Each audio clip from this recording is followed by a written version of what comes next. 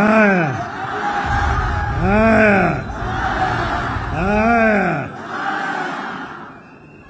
Jubilee. Jubilee. Azimio. Azimio. Hey.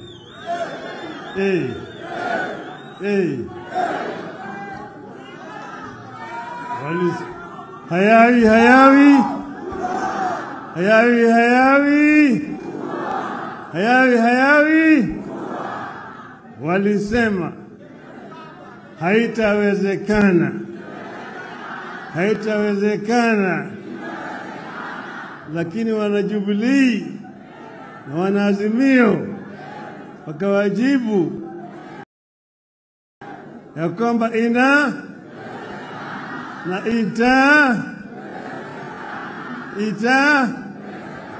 simefanyika sasa.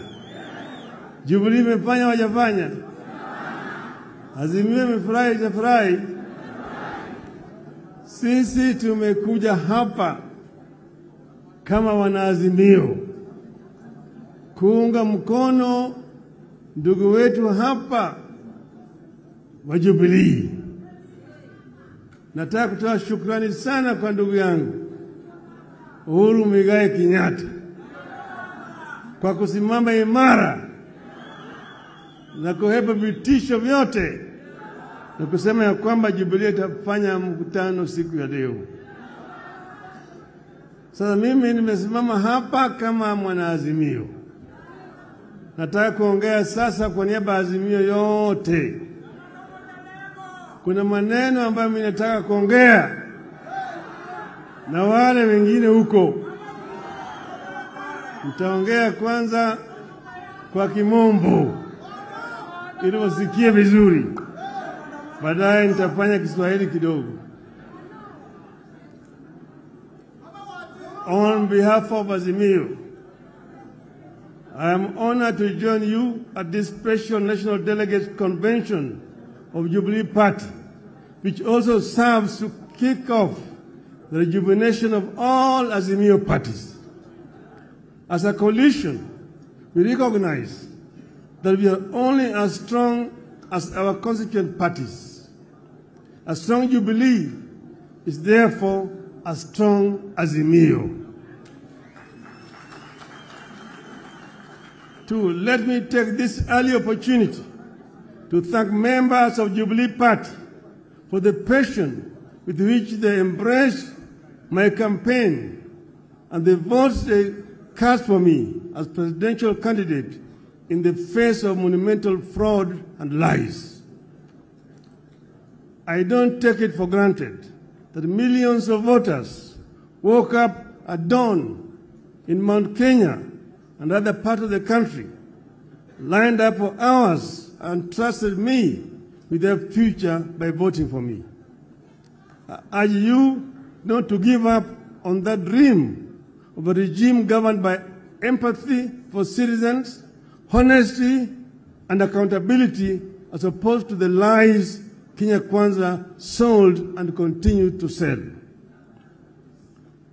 The Jubilee Party carries a special significance to us in Azimio precisely because of attacks it has endured and efforts of the state to kill or co-opt it forcibly into Kenya Kwanza.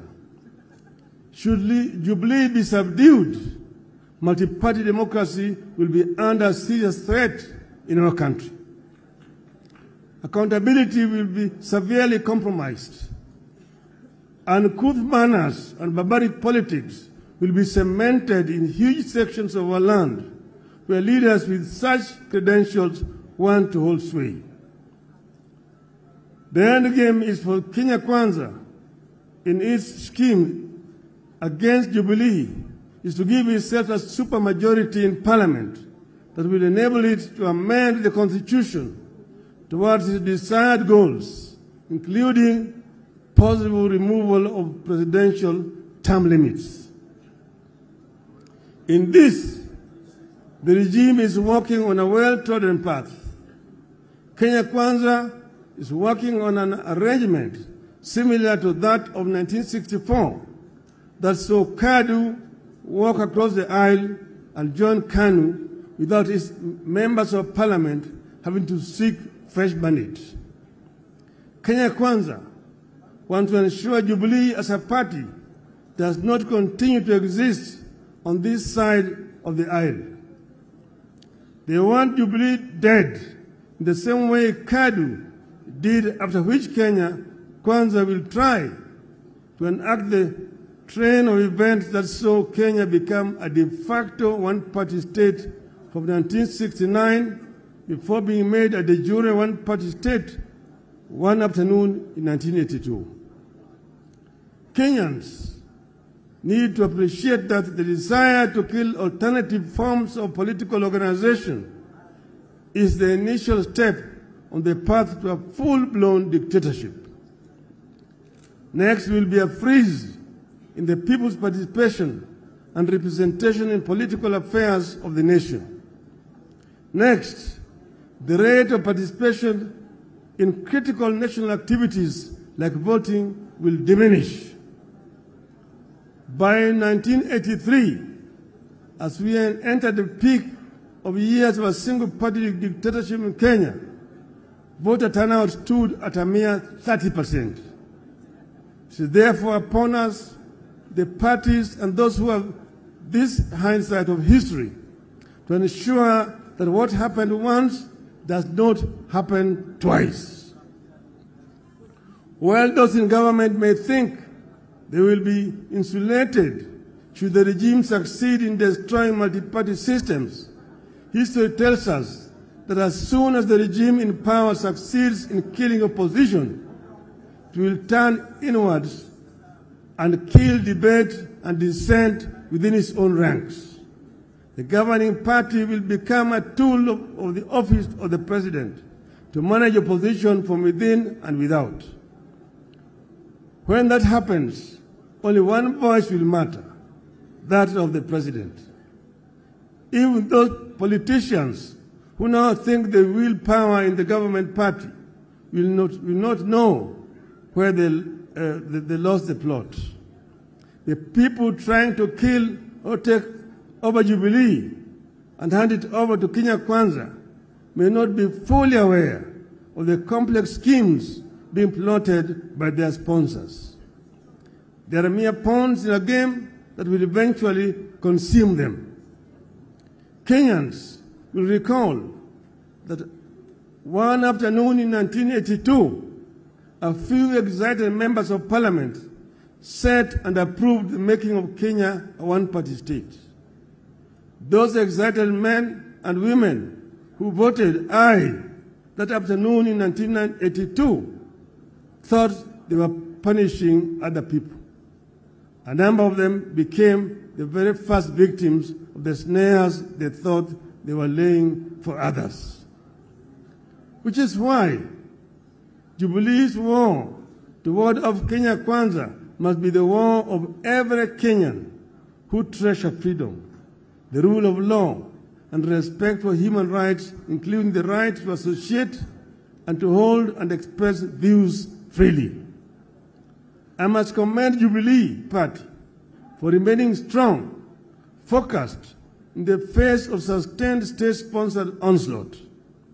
I am happy that the party recognizes its responsibility to Kenyans to defend and sustain our hard-won multi-party system. More importantly, I commend the Jubilee Party for continuing to fight for lowering of cost of living, electoral justice, inclusivity in appointment in public office, and abolition of excessive taxation of Kenyans. I want to assure you that we will fight this battle together and we will win it together. Failure is not an option. Failure is not an option. As we push for respect for political parties, I want to make a heartfelt call on our country to respect leaders who have served our nation and handed over the baton to others. In the recent months, we have seen very uncouth, very primitive, and unwarranted attacks on the person and property of His Excellency Uhuru Kenyatta and his family, including the founding president, Mr. Jomo Kenyatta. Shame on them. Nothing could be more uncouth than what we have witnessed in this regard, especially when it comes from men and women who call themselves leaders, who expect to be respected once they retire, unless they plan to die in office. I must commend my brother and our fourth president, Uhuru Kenyatta, for the dignity and decorum with which he has borne the insults and abuses for the sake of the stability of the nation, the peaceful coexistence of Kenyans, and the dignity of Kenya's presidency. I personally thank Uhuru for choosing to fly high when they have hit an extreme low. I call for respect of retired leaders, not because Uhuru is with us in Azimio. I say it because it is what I believe in. It is what civilized people should do and believe. It is what happens in civilized nations. Kenyans will recall that when NAC took power in 2002 and excited cabinet ministers bayed for the blood of the then retired President Daniel Arap Moi, I said no. I said no to the intended frustration of a man who had held various leadership positions right from before independence, ending up as our president for 24 years. As I said when we launched Azimio in Nakuru on 16th of August 2021, you must cleanse this land of the spirit of anger and bitterness, revenge and entitlement that the presidency continues to ooze. You must also build electoral systems that are resilient, transparent, accountable, and respect the wishes of the voters as expressed at the ballot. We believe that when leaders and governments lack popular support, as is presently the case, accountability, empathy, democracy, and good governance cannot be expected, and the nation cannot move forward. This is the tragedy that afflicts this country today. It is the reason enough for that well-known primitive voice in Kenya Kwanza to stop losing sleep over an imaginary handshake. Kenya Kwanza is too shady to be embraced.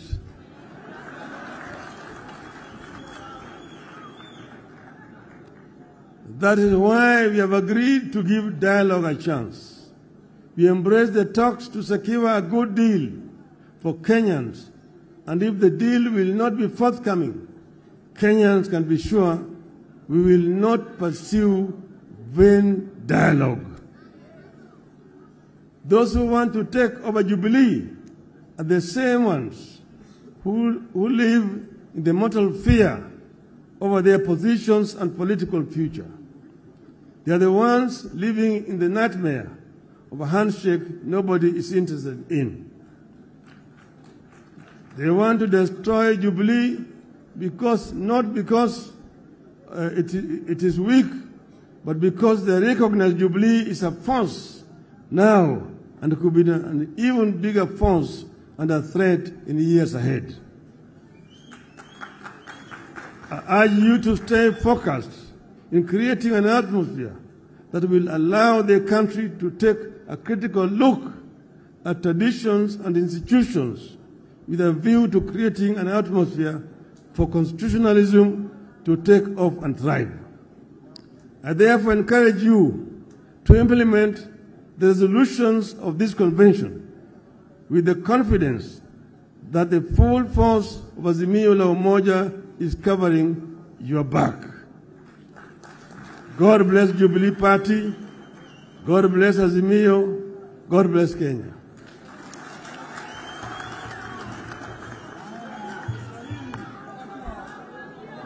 Haya. Sasa nitasema kwa muktasari. Swala nyeti ambayo tuko nayo hapa, kwanza ni mambo ya gharama ya maisha ambayo imepanda sana. Pili, bei ya unga imepanda, bei ya mafuta imepanda, bei ya sukari imepanda, hata karo ya shule imepanda na kodi ya nyumba. Sasa njia hiyo wanataka kuongeza ushuru. Juzi niliwaambia kwamba punda imechoka. Punda imechoka.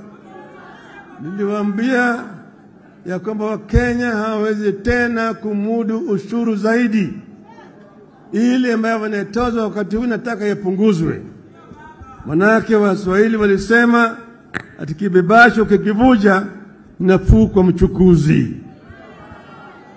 Kwa hivyo mambo gharama ya maisha tutazidi kupigana juu yake. Pili ni mambo ya uchaguzi. Mambo ya saba. Tulisema mpaka saba ifunguliwe. Juzi nilipoambia wanasema saba ilifunguliwa. Nikauliza ilifunguliwa wapi? Wanasema mambo ya uchaguzi ilikwisha. Sisi kama Wazimio si watu ambao wanalalamika kwa hovyo.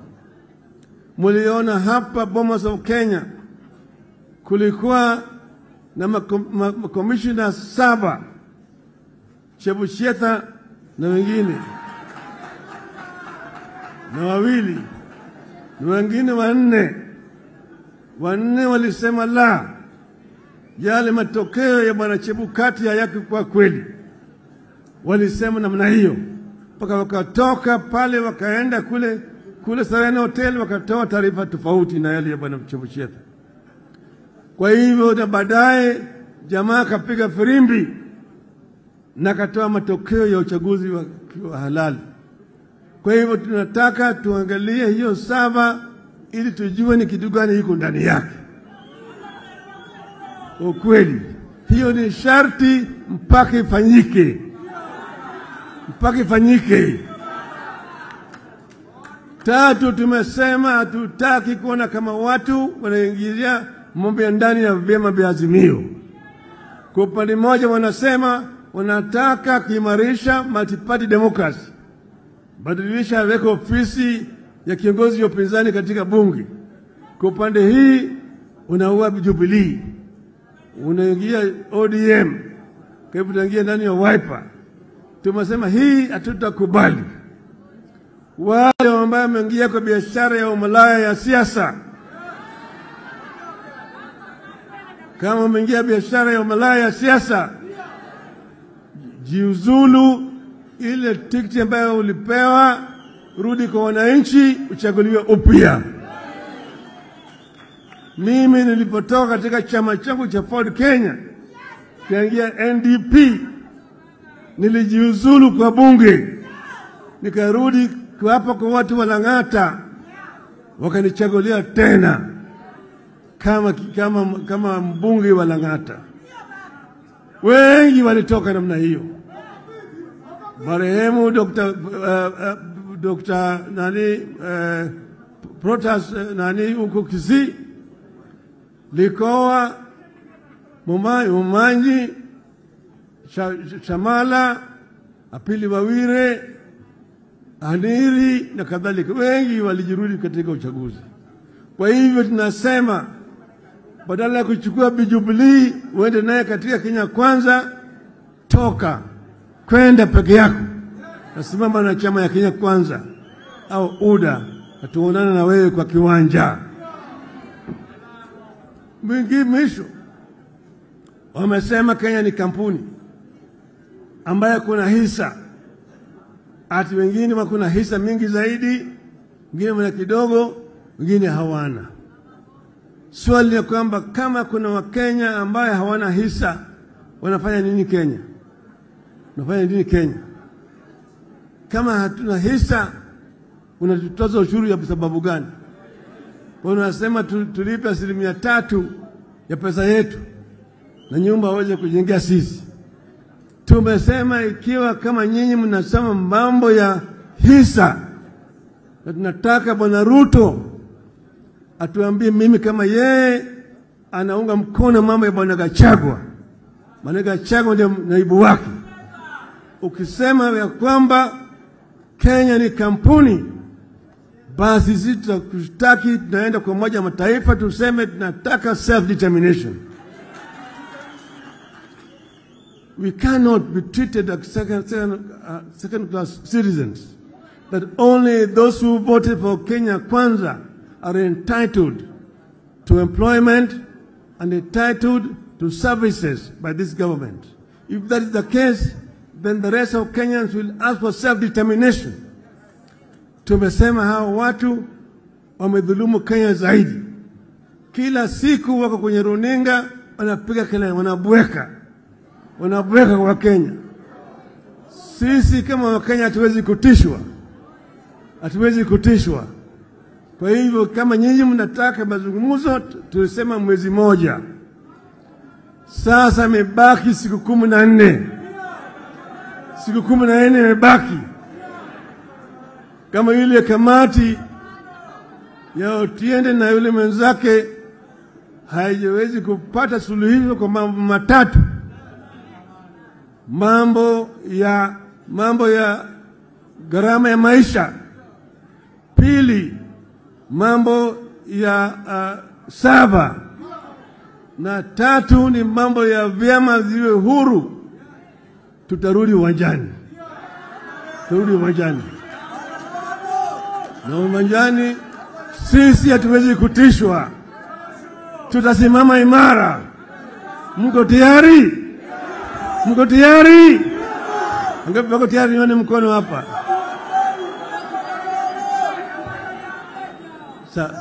Hawa walisema wao ni watu wa hasla. Sasa lugha ya hasla sasa imepotea.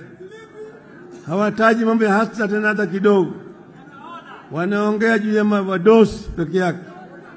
Na wale wadosi ambao wanaongea juu yao ni wale ambao wanaiba rasilimali yetu. Umeona kashfa kila siku. Mambo hii ya ati neti ya umbu pale. Ni nani yuko pale? Si mnajulikana? Bwana Richieta na watoto wake. Watu tunajulikana. Mambo ya sukari.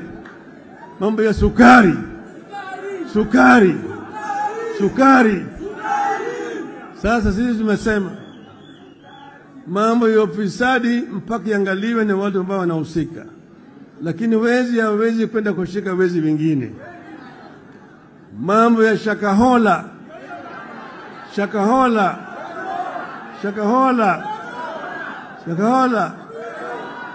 Tulisema tuliona Bwana Makenzi katika ikulu. Walikuwa naomba pamoja. Shakahola ni State House Annex. Wale hawezi kufanya uchunguzi ya Shakahola. Ndio niwaambia Bwana Ruto, wewe koma kabisa, huna uwezo wa kuunda tume ya kufanya uchunguzi, wewe ni mshukiwa.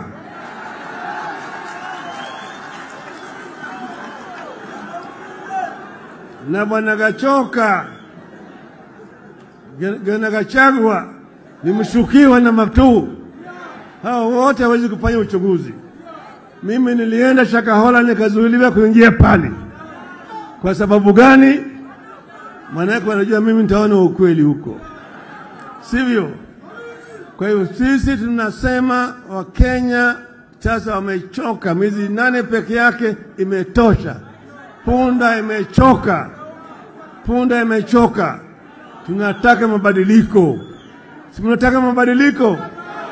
Wangapi wanataka mabadiliko? Nione mkono hapa. Jubilee. Azimio.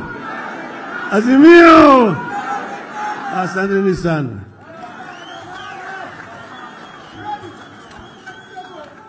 Asante sana baba. Asante sana baba. Raila Odinga. Tumesikia hotuba zote na ni shukrani kubwa, asanteni sana. Nataka kumuita Mheshimiwa Shebesh